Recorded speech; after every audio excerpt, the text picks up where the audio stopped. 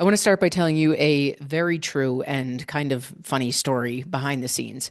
Back in the day when MindStrong was a one woman show and I was the only coach, every once in a while, I would get a member in Ignite, our 12-week program, who was like, type A, perfectionist, does everything to a T. And I would get on my Zooms with them when we would do our check ins, and they'd be like, Rachel, I have hit my macros perfectly every single day this week, or every single day since I've started this program. I haven't missed a single day. I've been doing this program perfectly. And my answer to them 100% of the time was, that's incredible. Your homework this week is to take a day and not track your macros. And 100% of the time, they would panic. Are you kidding me? I've been doing it perfectly. If I take a day off, what if I don't get back on? What if I can't master the skill when I get back? And my answer was, exactly. This is why I am quote unquote making you take a day off. Because number one, we need to build trust with ourselves. In the course of your life, I hope, if you are living life, I hope there are days that you're not going to track your macros, right? In the world of MindStrong, we have a rule. There's no tracking on vacation because that's not the point, right? Our body responds to what we're doing consistently, not day to day. The point of vacation is not to meticulously track everything. That's never the point, even not on vacation. But the point of vacation is to relax, unwind. We can make smart choices. We can be more conscious. We can focus on protein and water, but it is not to meticulously track. So I say all that because I hope that you will have days in the future where you do not track your macros. And to feel comfortable doing that, we have to build trust with ourselves that I can take a day off here and there. I could take 3 days off here and there. And I know that I am driven enough, smart enough, intelligent enough, whatever the word is there, to get back on with my goals. And the only way we can do that, the only way, is by giving our brain data that we've done it before. The other reason is this. If we want to truly create a sustainable lifestyle, it has to flow, right? If we try to put our horse blinders on and I am perfect and I never make mistakes and I hit my macros every single day of the week, great.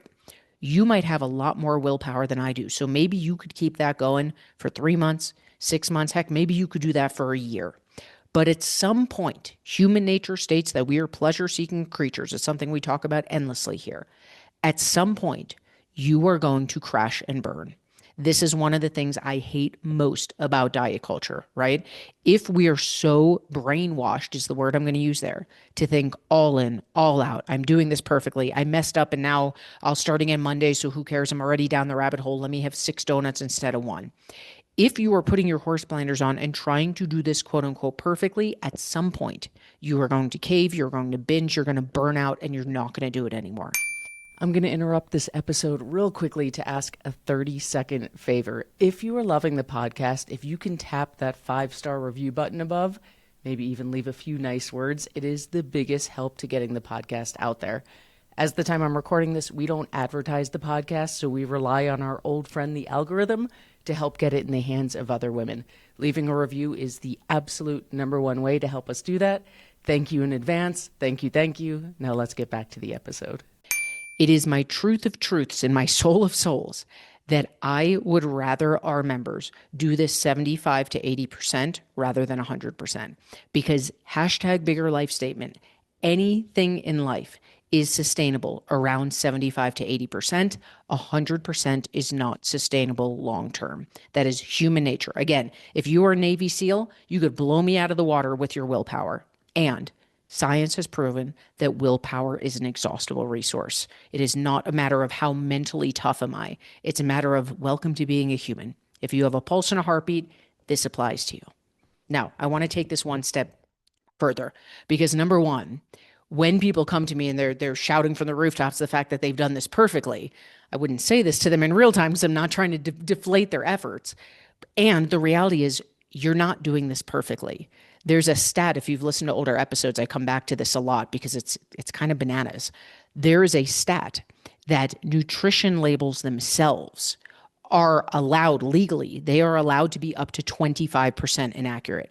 Every time I hear that, I think of a surgeon. Like, well, it was the wrong limb, but hey, I have a 25% margin of error. Like 25% is a large margin of error. But that's actually fantastic news for us because even if we think we are hitting our macros quote unquote perfectly, you are not. and it still works. So I share that stat a lot because especially when people are new to this journey, they come in and they're like, I'm so overwhelmed because I'm trying to do this perfectly. And how do I hit my macros perfectly every day? And my first thing I tell them is let's drop our shoulders and take a deep breath because number one, you cannot do this perfectly. Even if you, this is not the goal. Our goal is not to zero, zero, zero, meaning like zero carbs left, zero fat left, zero protein. That is not the ultimate goal.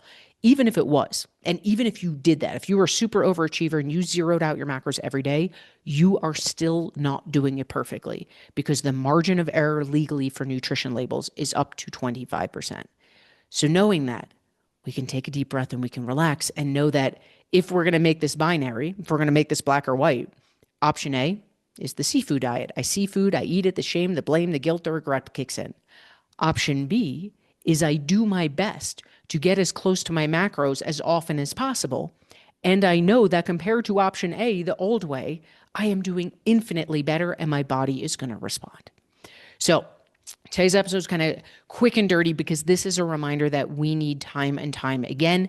As the founder and CEO of a nutrition-based company, I will be the first to shout from the rooftops.